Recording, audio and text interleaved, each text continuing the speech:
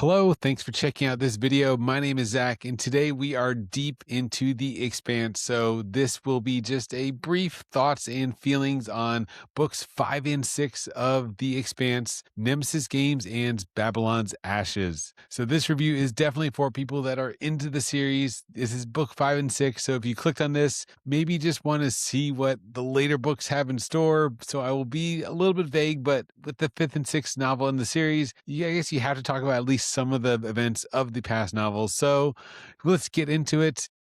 These are books that I felt went together, and that's what I saw on Goodreads. So that's why I'm going to review them together.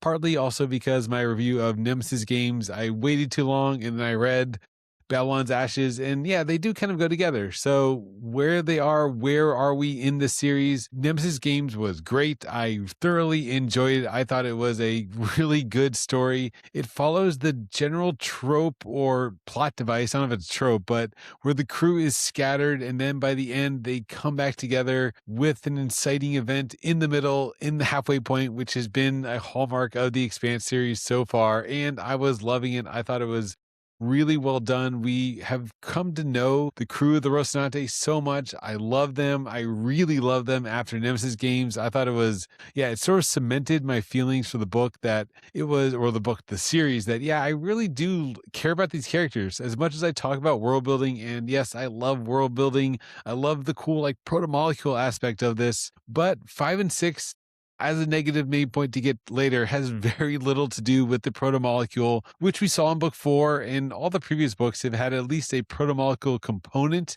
And that was really driving my interest in the series because I liked the space politics between the UN, between the Martians, between the Belters, and that sort of battle or conflict is the right word that's been brewing in the background, or not really brewing but spilling over in a lot of the series, really comes to a head here in Nemesis Games, where, yeah, through the halfway point, this is the spoiler, a Gundam style event, that's the best thing I can compare it to, happens, and it really changes the game. So there's a new fifth faction that appears, not just the OPA, but a splinter of the OPA, the Outer Planets Alliance, and that's the Free Navy, and they see themselves as like a radical arm of the OPA. So while you've got Fred Johnson doing his OPA leadership thing, you also now have this new character, Marco, who actually ends up being pretty cool. I like the new character, Marco.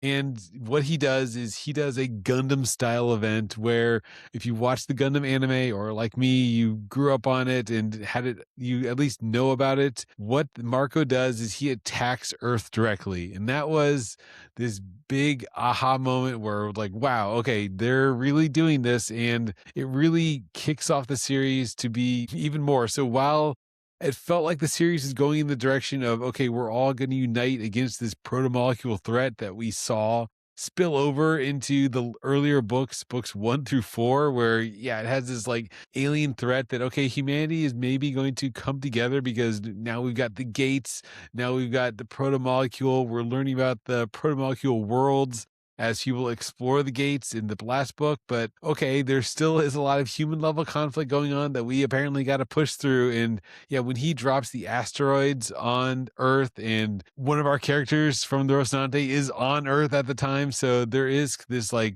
yeah, this time crunch to get off the planet as things start happening, and everyone unites against Marco. So while we thought this was going to be a, yeah, let's fight back as humanity against the aliens, what happens? And that's why I kind of say they go together after the end of Nemesis Games into Babylon's Ashes. So Babylon's Ashes, as the title kind of refers to, is the ashes of Earth as we're dealing with the results of Marco's attack.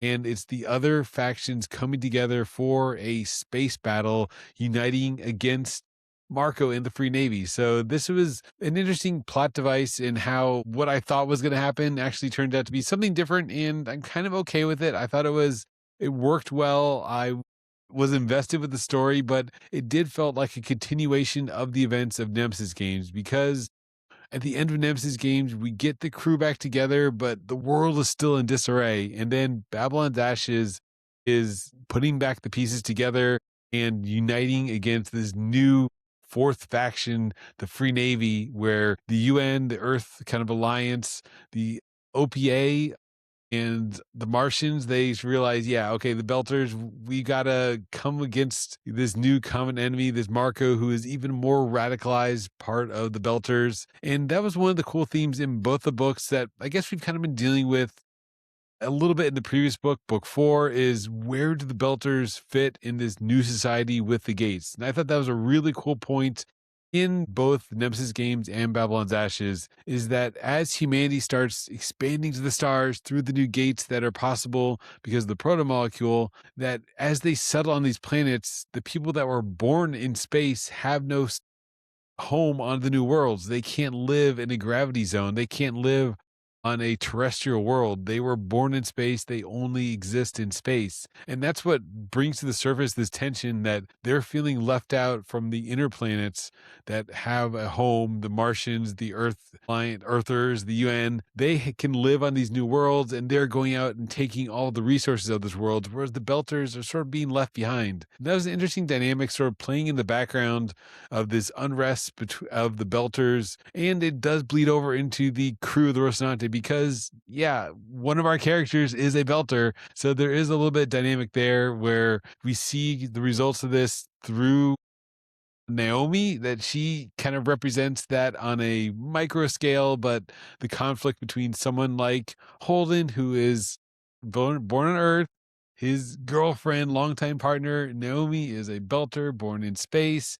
And yeah, so we do see kind of both sides of this moral conflict of what's going to happen with the Belters now that the worlds are opened up. And Marco is the representation of that unrest where this new splinter faction of the Free Navy forms. And it's cool that, yes, he's tied into Naomi. Naomi has a past with Marco and has a son, and there's a lot of really cool things there. But the attack on Earth, the fallout from the attack, and we get a lot of Avasarala, which is great. She was great in Babylon's Ashes. I really liked her coming back to the forefront of the story because she does, yes, play a major part in both books, where because the Earth is involved. So now Earth is definitely wrapped up in this conflict front and center because they get attacked. And Avasarala, with her snarky way, is, strapping on her sari and, bucking up and yeah, just getting things done as the leader of Earth. So great to see Avasarala. We see Bobby. Bobby comes back and crews the ship for a while and is on the crew with Rocinante.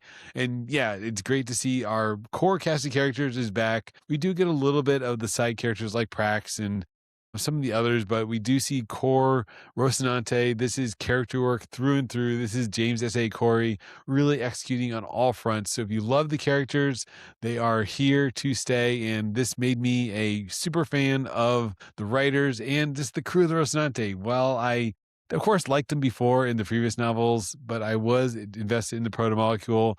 I really like the characters here. And with that said, my only letdown is a very protomolecule light story. So the end of Nemesis games I thought was setting up to be a little bit more about protomolecules because the cliffhanger ending is that something's eating the ships in the gates, and we do get a resolution of that in Babylon's Ashes, but it turned out to be mostly other people shooting the ships. But we also get just a glimpse of how the gates work. And we learn some new rules of the gates, but we don't really see a connection to actually aliens. It's just more of the inner workings of stuff that's already happening. So it was an interesting subplot of learning about the gates, and we get a little bit more knowledge of that here, but it's not a yeah, there's no Miller, there's no protomolecule finally in this novel. And so that said, I do hope we return and get more of the larger mystery of the gates and what is the protomolecule in the next books. But I am really excited to keep reading and thoroughly enjoyed both Nemesis games and Babylon's Ashes. So highly recommend both those books. If you've read this far, just keep reading. It keeps getting better. I had a great time. So both 5 out of 5 for me. So that's the review. That's my thoughts. Thanks for watching this review of Nemesis games and Babylon's Ashes, and we'll see you next time here on the channel. Have a great one. Bye.